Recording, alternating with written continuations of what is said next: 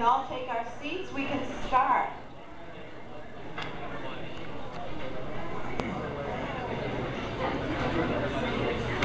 Okay, the first thing we're going to do is we are going to pledge allegiance to the flag. If we can all stand, please.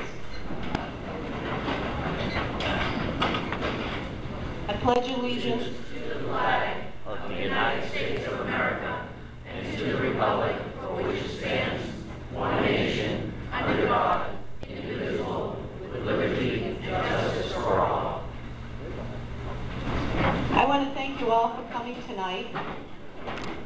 My name is Donna Calorio. I am a mother of 3 children. I have a daughter who's in the Worcester Public School right now. I spent 2 years on the Worcester School Committee, and I am an adjunct professor at Quinsigamond Community College. I've been there for 22 years and a Massachusetts Teachers Association member. So tonight, I'm going to spend a few minutes just talking about the group that sponsored this event. We have Dr. Duke Pesta here as our speaker, and the Common Core Forum sponsored this event. And just to give you a little bit of idea of who we are a parent, citizen-run volunteer group. We don't accept any donations. We just volunteer our time because we believe that Massachusetts should have high standards. And we do not believe Common Core are the high standards. So I began learning about Common Core when I was a school committee member. And one of the things that I realized was that as we were getting more and more money into our budget, we were getting less and less bang for our buck. Less money to spend on the kids in the front lines. And what I realized as I kept digging and digging and digging is that we were having money that was used for unfunded state and federal mandates. And one of the biggest mandates that we have that was buried within the budget, is buried into different line items in the budget, was Common Core. And as I discovered the Common Core in the park testing, I realized that that money could be spent on the kids on the front lines or for more teachers so we could have a better ratio, that we don't need the advancements and we don't need to support these unfunded mandates. So I started a group about 2 months ago, 2 or 3 months ago, called the Common Core Forum. And we started a group, just a few of us, and now we have expanded our group to probably close to 700 members, about 125 activists throughout the state. We have a Facebook page called Common Core Forum, so if you haven't liked us, we're trying to get to 1,000, like us. We have a website, it's called commoncoreforum.org, and there we try to supply some information about Common Core and some of the things that are happening in the state. So right now in the state, what's happening, just to give you a quick idea, is that in the next, I'd say a couple weeks, each one of your districts, and I don't know all your districts, so I can't really speak from all, will be making a decision whether they're going to stay with the present MCAS testing or they're going to commit to the park testing. And that's a huge decision that only your school committee members with the suggestion of the superintendent can make. So if you do not know when that is going to come up for a vote in your communities, please contact your school committee members or your superintendent and find out and get active on that, because that's a huge, huge vote that I don't think that the school committee members even knew that they were going to have to take this so soon. So tonight, speaker, did I forget anything else? Oh yeah, turn off your cell phones. Thank you, Mike. Okay, because it interferes with the taping. Thank you. John, did I forget anything? Okay, good. I'm just looking for audience and see if I fit. The other thing too is tonight's presentation will be that Dr. Duke Pesta will spend he'll be lecturing us for a while, about an hour? Okay, all right. And after that, we will open it up for questions for Dr. Duke Pesta. The only thing I ask is that have your questions be a question. Don't stand up and give us a statement of what you think about Common Core and stuff, because there's a lot of people here, probably I'd say about 150, and we really want to make sure that we get the questions to our speaker. Thank you. So Dr. Pesta received his MA in Renaissance Literature from John Carroll University and his PhD in Shakespeare in Renaissance Literature from Purdue University.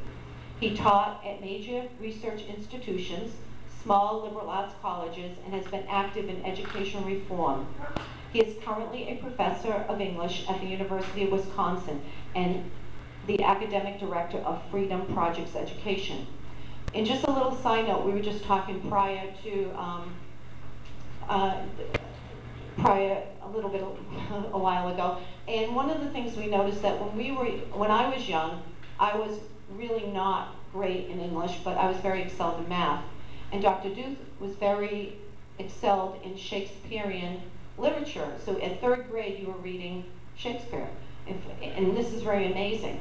So we were, you know, when you think about it, one size doesn't really fit all. And if this was a Common Core time, this might have been a really different path that I would have been on, because I would have experimented with speaking and writing, and I've published some things now, and things have taken a different course for me. I didn't go into, you know, the math profession. So it's really amazing that we get to be the people we are. And Common Core is just very common. It's a common denominator. It's one size fits all. And for me, it's really not the right choice. If you can give a round of applause for our speaker, Dr. Duquette.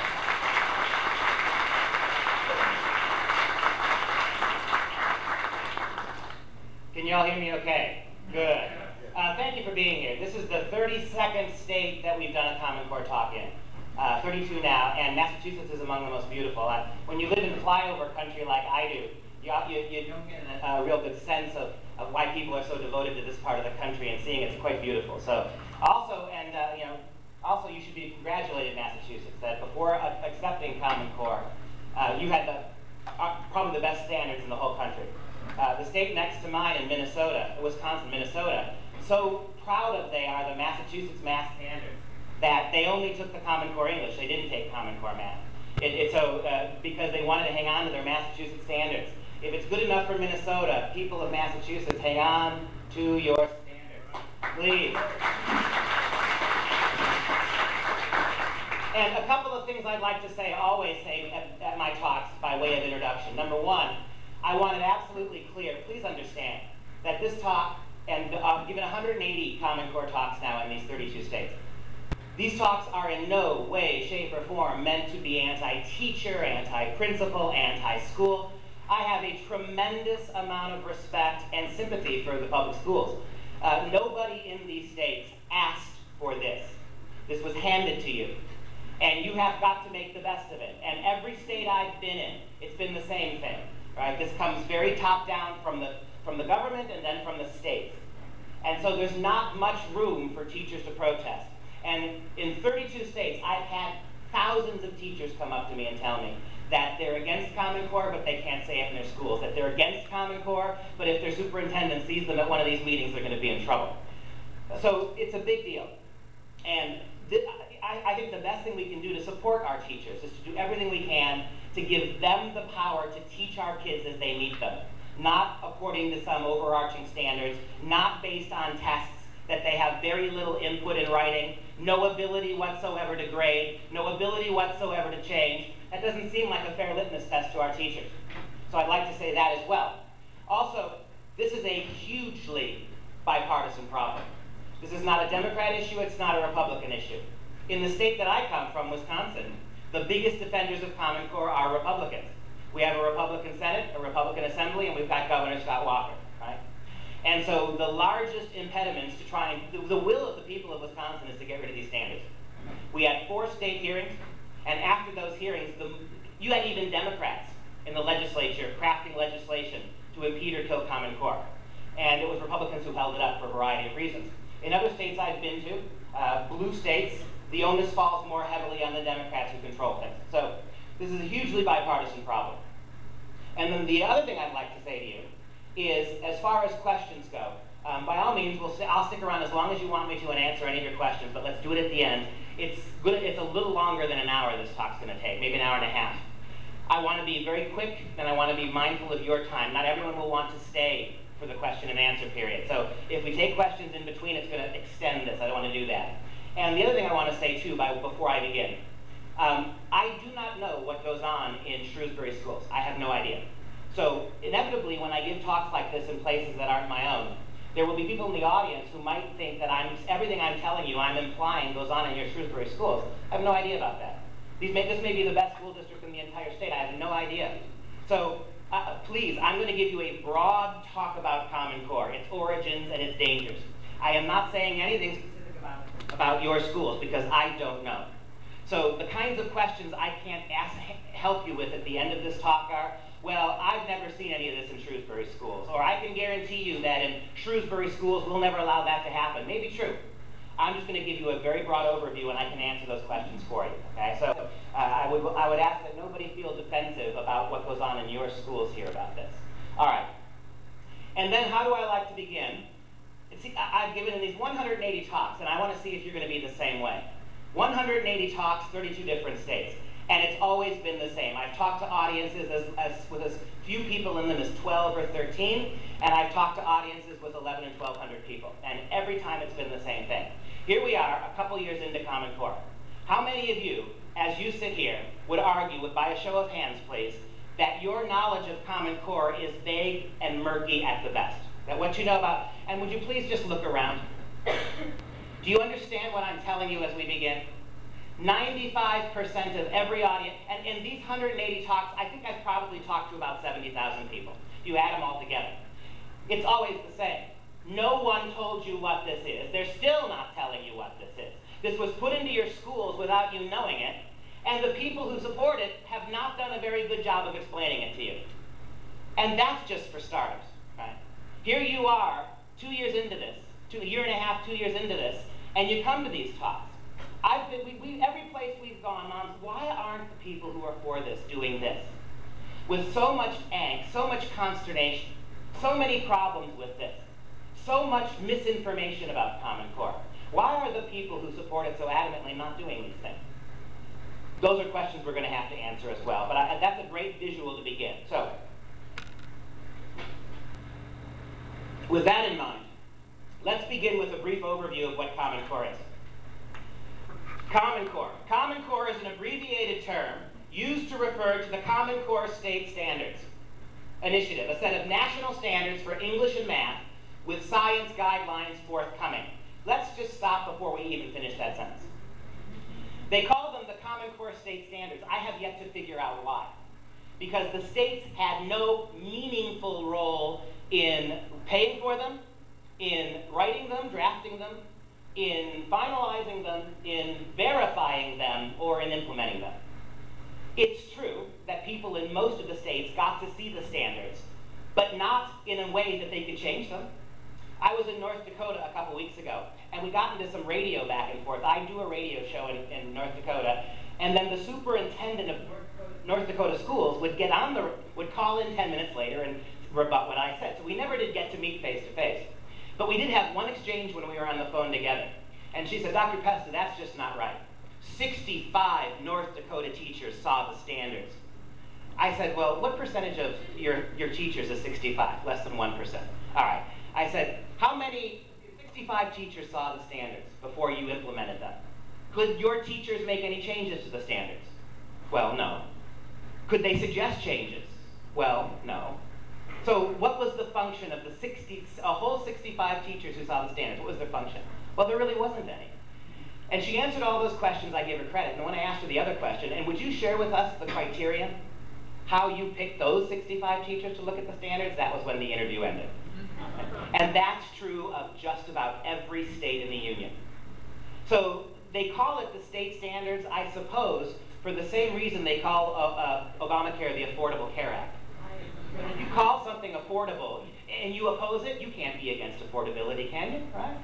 And so these games that we play, and both parties do it, right? This is a bipartisan issue. It's a big problem. So they call it the Common Core State Standards Initiative. I'm not exactly sure why.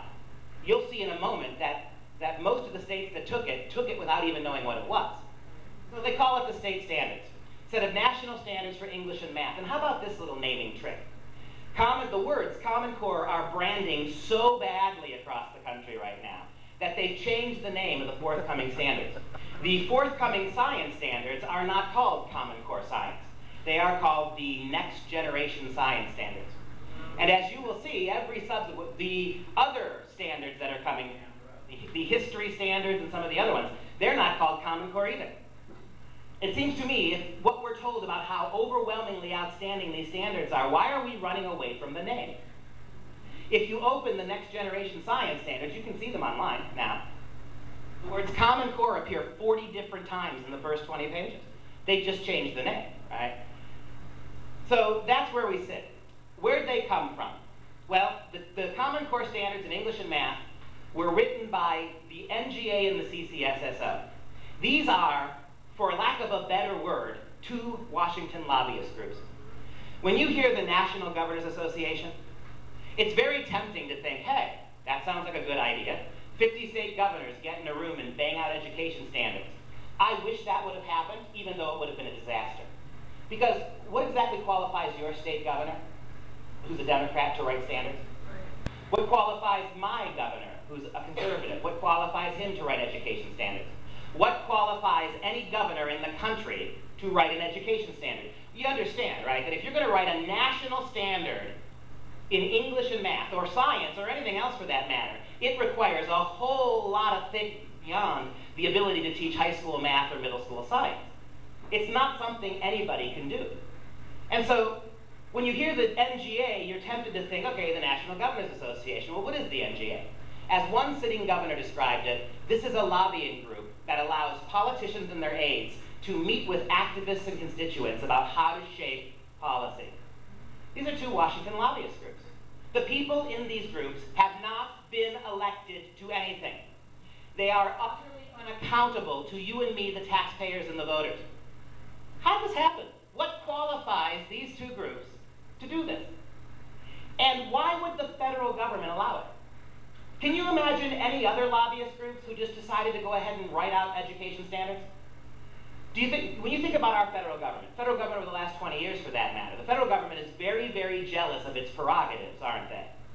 That the government clearly defines what its role is, and it's very jealous of people who try to take over from it. In fact, our government is continually trying to expand its reach of influence, for better or for worse. How in the world did this happen? Well, let's step back for a second. Who paid these two organizations? Where'd the money come from? Well, the Bill and Melinda Gates Foundation, back in 2008, 2009, ponied up $150 million originally for the activists in these two groups to write the standards. And if I see a lot of you taking notes, I think that's wonderful. Let me tell you also, I'll make every single slide I show you today available to you free of charge.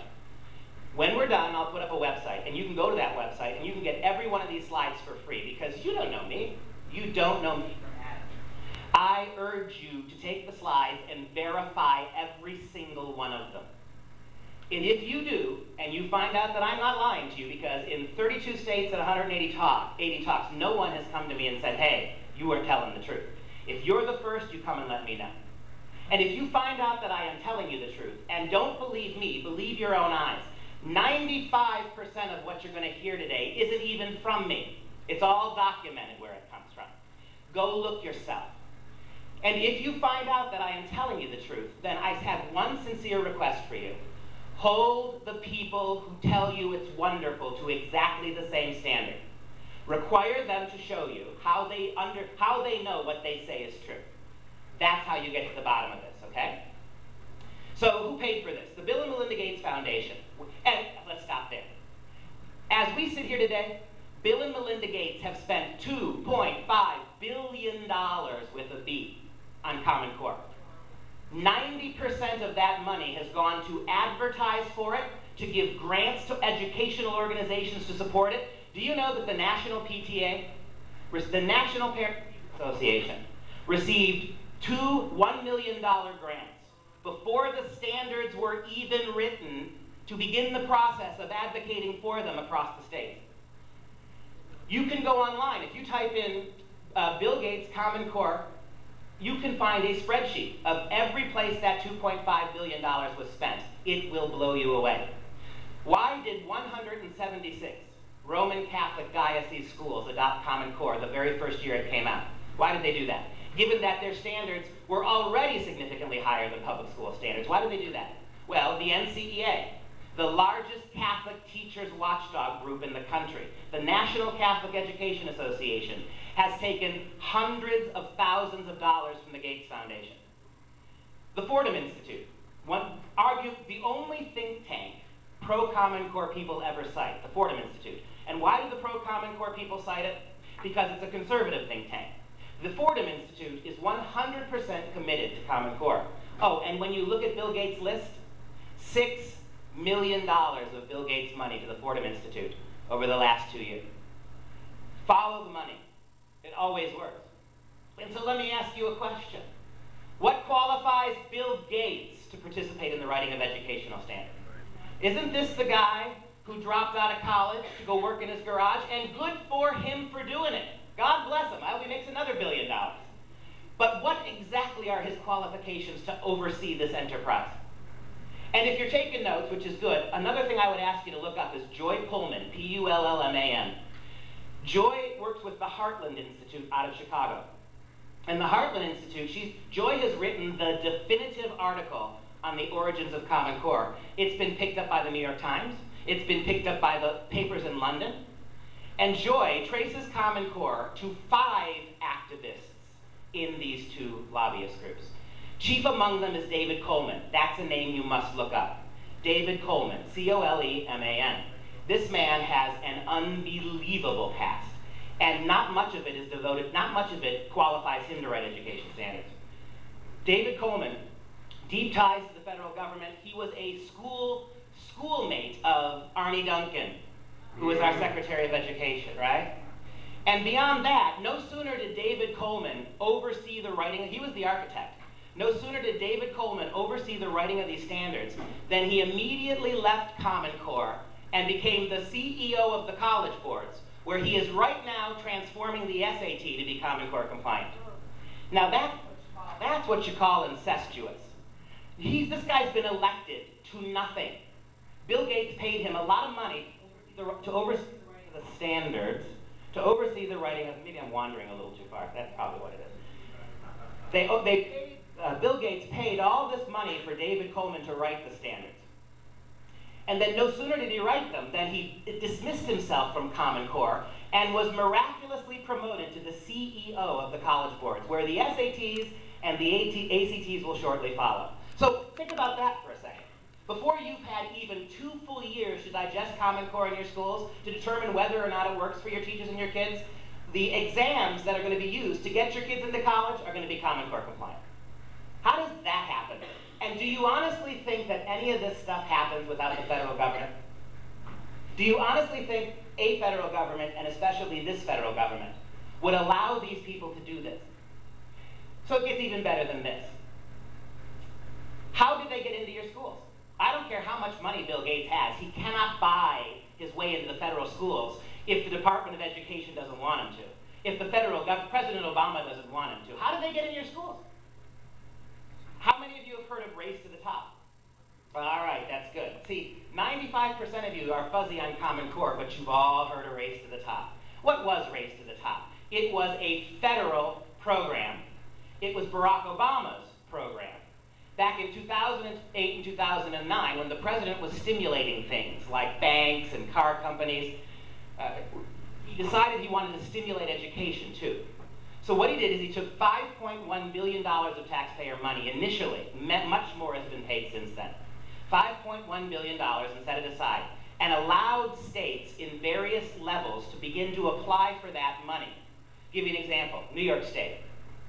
New York State took $700 million from the federal government in 2009 through Race to the Top. And that money was allowed to go right into New York's education budget. They could spend it on tetherballs or computers or teachers, whatever they wanted.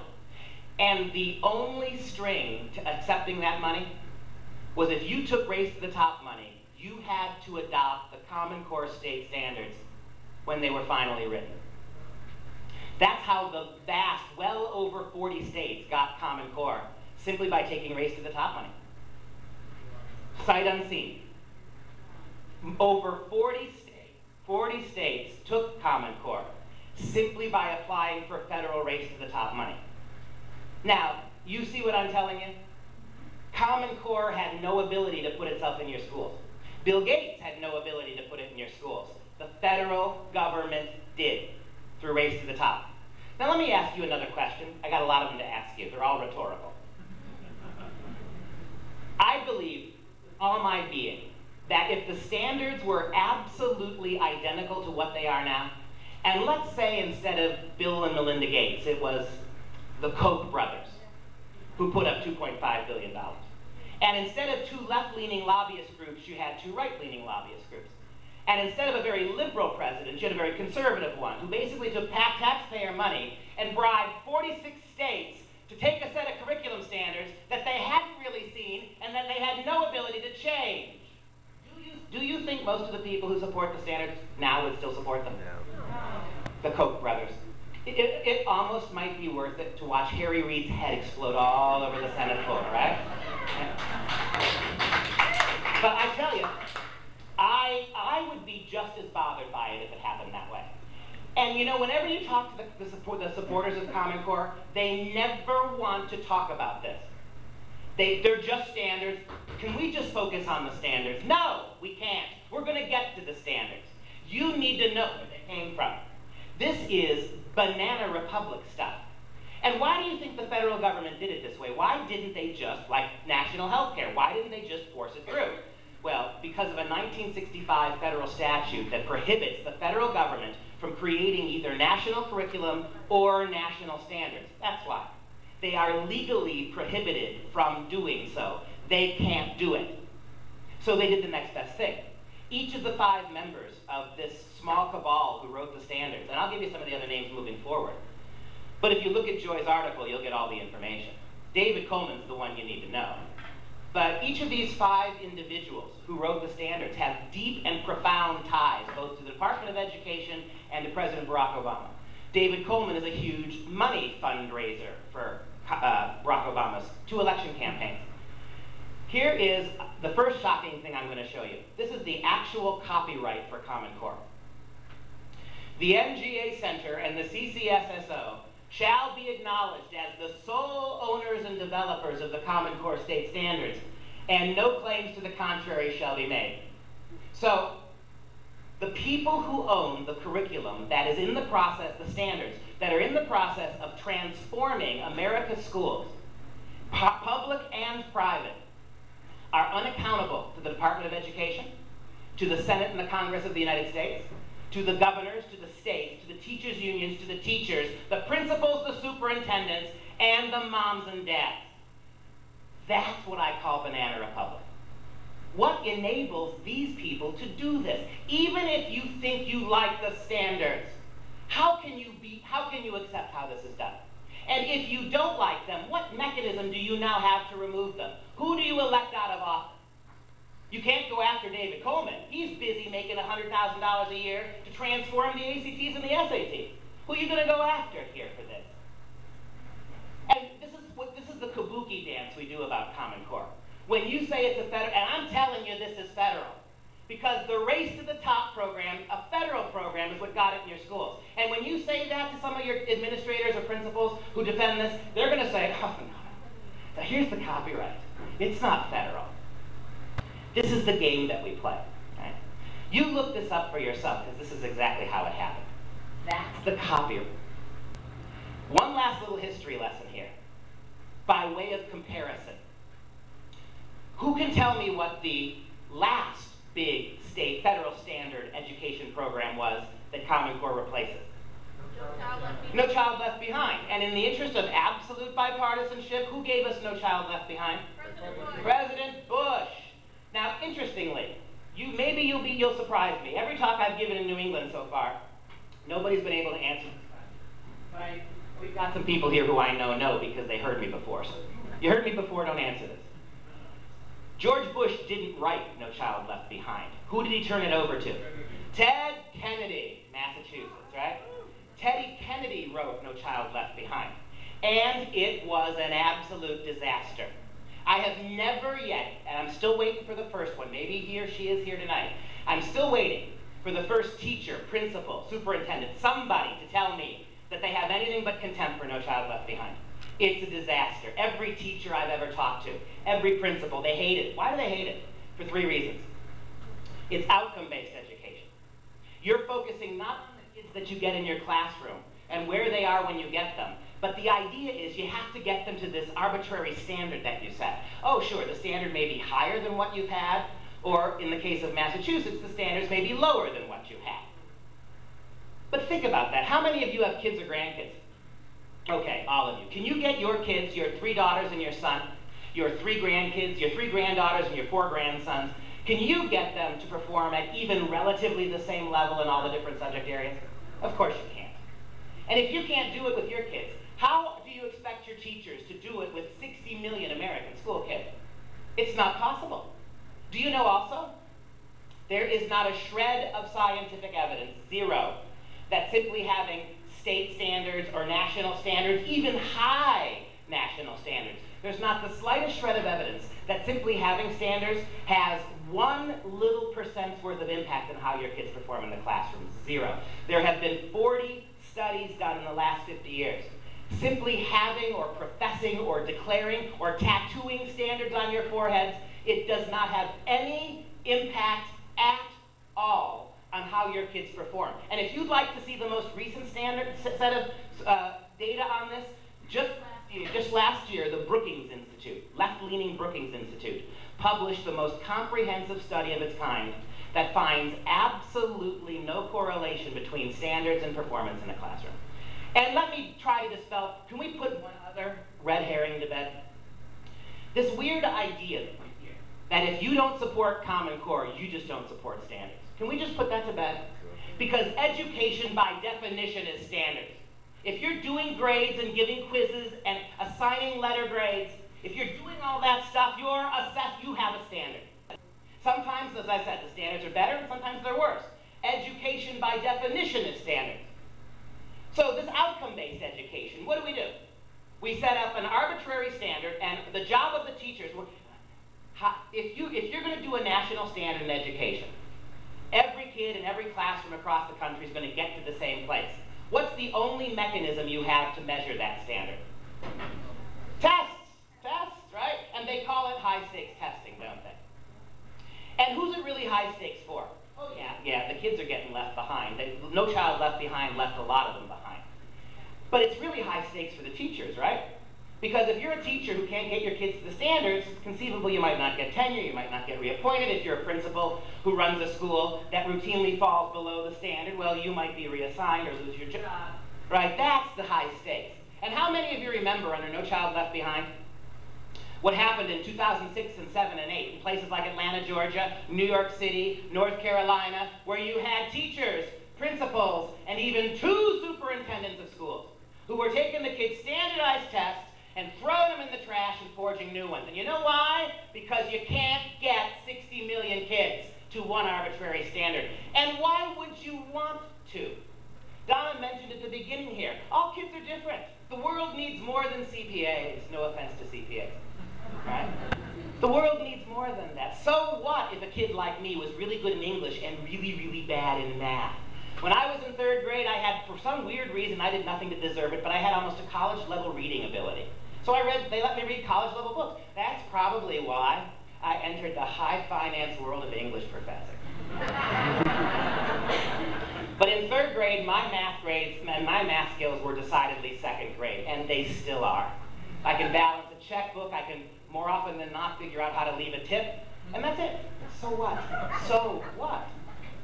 According to the new standards-based systems, we have to right that injustice. In the first place, it's unfair that I could read that well, and so consequently, we would have to find a way to level that off.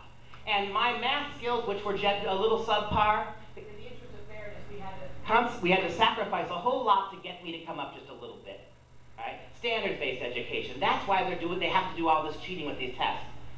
And it's also, if I may say so, one-size-fits-all education, isn't it? Right? It's cookie-cutter education. All kids aren't alike. All kids will never be alike. This endless procession of pedagogical whimsy designed to make our kids all the same, it's borderline Orwellian. And can I say this too? If at this point you want to tune out, maybe you've been giving me a fair shake till now, but you're looking for a reason to tune out and not pay attention to me, let me give you one. All right? Please explain to me why outcome-based education isn't a lot like socialism. Right. Please explain to me why I'll get back here. Please explain to me why it's not. Rather than accounting for the fact that your kids may or may not be particularly good in a certain subject. They may not try as hard. They may have difficult family situations. A whole host of reasons why kids, when you get them in the classroom, might or might not be able to do well at certain things. But the premise of outcome-based education is it doesn't matter whether your kid's smart or not in a certain subject. It doesn't matter whether his attitude is good or bad. It doesn't matter if she tries or doesn't try. All that matters is when you're done, everybody's in the same place. Isn't that socialist? Seems to me. And you know, the irony is we've been doing outcome-based education for about 50 years. And it's never worked. But name me the last time that the federal government decided, okay, our big totalizing scheme isn't working, let's break it up. Has that ever happened? No. And so here's what I'm telling you Common Core is. Common Core is just No Child Left Behind on steroids. All the worst aspects of No Child Left Behind are Common Core. It's the endless high-stakes testing. It is the ridiculous, the standard is even more arbitrary and broad. It's the one-size-fits-all, ratcheted up to dramatic levels. So what's the big difference? There's a couple of them. Here's one of them. What was it that killed No Child Left Behind? It wasn't the federal government repenting of their folly. It was the fact that Teddy Kennedy's program left enough state and local control so that working teachers in working classrooms and moms and dads realized it wasn't working. Common Core, No Child Left Behind was killed from the ground up. There was enough dissent, there was enough freedom in No Child Left Behind for teachers to do things that weren't No Child Left Behind if they were working. The tests weren't nearly as comprehensive and rigorous. They fixed that design flaw in Common Core. Arguably, the biggest difference between Common Core and No Child Left Behind is if this gets fully implemented, you will not be able to kill it from the ground up. Look where we sit here today. The moms and dads argue, and I've never yet met, and the teachers are right. You want to blame the teachers for your struggling kids? I don't think that's completely fair. Our kids are struggling first and foremost because there's a terrific lack of parental involvement. Teachers will tell you that, right? The single biggest impact on how your kids perform is you, moms and dads. Then the teachers, and it goes up the ladder that way. Think about this for a second with regards to your teachers. This notion about the No Child Left Behind. Working teachers were able to see it wasn't working with moms and dads. Look at you where we began this lecture today. You're the key piece of this puzzle, moms and dads, and you are the ones who know absolutely the least about it. I've talked to thousands and thousands of teachers of Common Core, and they still can't tell me what it is, or why they're doing it, or ultimately what the purpose is. So you don't know, and the teachers don't really quite know what to make of it. And I've talked to already about 6 of you before the meeting who told me you've been to try to talk to your principals, your superintendents, your school board members, and they can't tell you what it is, not in a meaningful way. You see the difference between this and No Child Left Behind? It is a totally top-down paradigm. You're not going to get out of this from the ground up. If it doesn't work, it doesn't work. And you're not going to be able to fix it. Right now in your schools, in No Child Left Behind schools, if you have a problem with a book that's being read or a sexuality issue or a movie that's being shown, you can go up to your teacher, you can opt your kid out. 99 times out of 100, easy peasy, that's the end of it. But ask yourself this question. If every subject now has to conform to a national standard, they're even making Common Core standards for gym class, art, and music. And it's going to have to conform, and they're going to have to be tested. Everything. The minute they get this all fully implemented, if they ever do you think you're going to be able to opt your kids out of something that is going to have to be tested nationally? You know what's going to happen? Your teacher's going to tell you, I can't do it. Send you to the principal, who's going to send you to the superintendent. Somewhere along the line, someone's going to hand you the number for 1-800 Department of Education. How much Muzak do you think you're going to have to listen to before Arnie Duncan picks up the phone? It's a serious question, because you haven't had your first test yet, not your first national ones. Do you know there are 3 states that did? There are 3 states in the Union that have had Common Core 2 and 3 years longer than you. Those states are Florida, New York, and Kentucky. 1 red state, Kentucky, 1 blue state, New York, and 1 oddly squishy purple state, Florida. All 3 of them, after 2 years of localized Common Core testing, all 3 states want out now. All of them. They're desperate to get out. Governor Scott of Florida just passed a law precluding Florida kids from ever taking a single national test on Common Core. Don't you see by doing that, that makes it not federal anymore? That's a good start. And if you're dealing with the question of park or no park, no park. Let me tell you why. Because if this is such a wonderful thing, Common Core, it will be wonderful 2 years from now, and 3 years from now, and 5 years from now. And if it is so wonderful, like they all tell you it will be, then get on then. But you jump into park now, you aren't getting out again anytime soon. Why not stick with you? It's exactly right. Even if you think Common Core is wonderful, it will be wonderful in 3 years. What is lost to Massachusetts? You have a much better infrastructure than most states. Even if you teach Common Core, which I don't advise, but even if you keep it and keep your eye on it, but get out of the park testing, then if it's wonderful and I'm just an idiot, go ahead and jump into it in 3 years.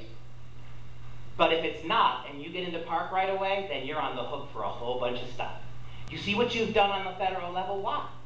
And whenever you throw this out there to the people who support it, they get really cranky, but they don't have an answer, because there is no answer.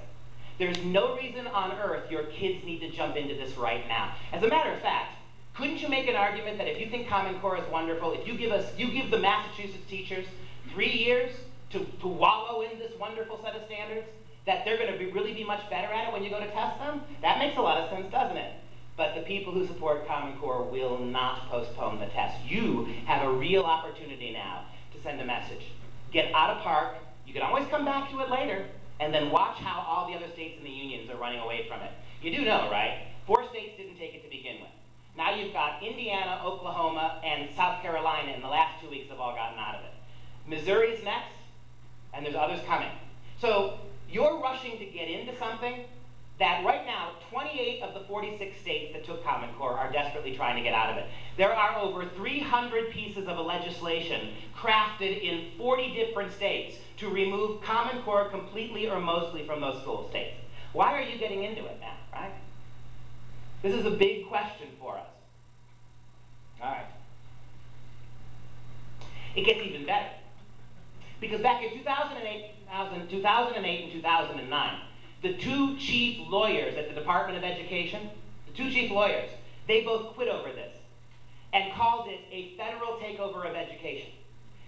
Oh, and by the way, these 2 guys, they have since written a book together that they just published 2 weeks ago. I haven't read it yet. It's called The Coming Federal Takeover of Education. Here's what they said. In imposing the Common Core standards and the aligned assessments on the states, do you see the 2 main reasons this is federal? The feds put it in, and the feds do the testing ultimately. Do you understand that makes it federal? In imposing the Common Core standards and the aligned assessments on the states, the federal government is violating 3 statutes and has put America on the road to a national curriculum. With respect to the race to the top Common Core scheme, because you can't separate them. There is no Common Core without race to the top. Robert S. Eitel and Kent D. Talbert, former Deputy General Counsel and General Counsel, respectively, of the U.S. Department of Education concluded that, quote, these standards and the tests will ultimately direct the course of elementary and secondary study in most states across the nation, running the risk that states become little more than administrative agents for a nationalized K-12 program, and raising a fundamental question about whether the department is exceeding its statutory boundaries. We've heard that phrase before, administrative agents. I've heard it in Massachusetts, just like I've heard it in New Jersey and Wisconsin, this idea that comes from your schools. This is Massachusetts. We've got good schools. We'll be able to control this. We'll take the standards and use them as a baseline. Think about what he's telling you. We have a parallel for this. It's called the Affordable Care Act. You know how all the states that are in Obamacare now, they have to go ahead and do these state agencies? And what does the state agency do? Can the state agency give you a different health care plan than the federal one? No, what do the state agencies do? They become administrative agents for the federal program, right? In other words, the states become little more than secretaries, bookkeepers, and money collectors to enforce the federal health care law. How can it be any different with Common Core? How can it be any different? Where is your state autonomy going to come from? Oh, and by the way, if you're on a state school board, ask yourself this. What good is the state of Massachusetts school boards, and even the local district ones, what are they going to do when all of this is controlled and run out of Washington, D.C.? What are they going to do? And you keep hearing about how this is totally voluntary, Common Core, despite how I showed you it got there. This is totally voluntary. We're not requiring anything from anybody. Well, what happened 2 weeks ago when Indiana pulled out? Indiana pulled out, and the feds came, this voluntary program. Feds came to Indiana and said, hey, you can pull out. But if you do so, we are withholding your entire $220 million federal education budget. And unless you prove to our satisfaction, the Fed said, that whatever you put in place of Common Core is as good as Common Core, we are going to take away your waiver from No Child Left Behind. Does that sound voluntary? Wow. So they bribed states to take it. And now they are blackmailing states to get out of it. How do you equate that with transparency, open-mindedness? Oh, it really does seem, doesn't it, like the federal government has a whole lot of esteem for the local control of Indiana. Because now that they want out, we're not going to give you a penny of federal money, and we're going to punish you in other ways. You think that's not going to happen to Massachusetts? It already is. They go on further here. Oh, and that's the other little trick I should tell you. Remember the Race to the Top program? Yeah. The way it got in your schools? Not only did the Race to the Top application give billions of dollars to the states simply to accept them, the standards, any state that took Race to the Top money, they also got a waiver from No Child Left Behind. Do you see how insidious that is? All our schools and all our teachers, they hated No Child Left Behind. So here's $700 million, New York, and we'll get you out of that really, really crappy program. And all you have to do is take a set of standards you haven't seen. Is that what you call double jeopardy, triple jeopardy? Right? That's how it happened. They go on, our two lawyers. The Race to the Top application, the initial vehicle through which Common Core was imposed on the states. This is a direct quote from Race to the Top. It requires applicants, the states who took it, to adopt, quote, a set of content standards that are substantially identical across all the states in the consortium. How do you square that with your freedom to do what you think you want to?